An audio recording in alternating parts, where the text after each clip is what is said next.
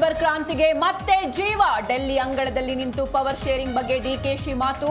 ಸೋನಿಯಾ ಗಾಂಧಿಯನ್ನ ಹೊಗಳುತ್ತಾ ಸಿಎಂಗೆ ಟಾಂಗ್.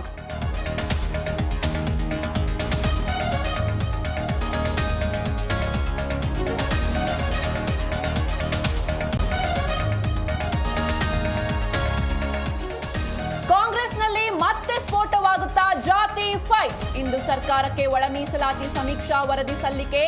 ಮನೆ ಮನೆ ಸರ್ವೆ, ಆನ್ಲೈನ್ ಮೊಬೈಲ್ ಆಪ್ ಮೂಲಕ ಸರ್ವೆ.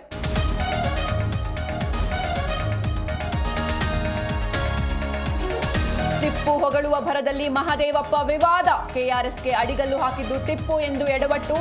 ಇತಿಹಾಸಕ್ಕೆ ಮಾಡಿದ ಅಪಚಾರ ಎಂದ ತಜ್ಞರು.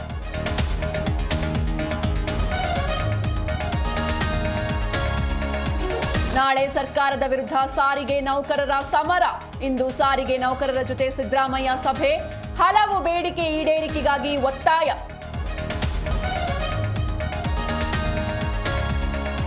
ಚಾಮರಾಜನಗರ ಜಿಲ್ಲಾಸ್ಪತ್ರೆಯಲ್ಲಿ ತಾಯಿ ಮಗು ಸಾವು.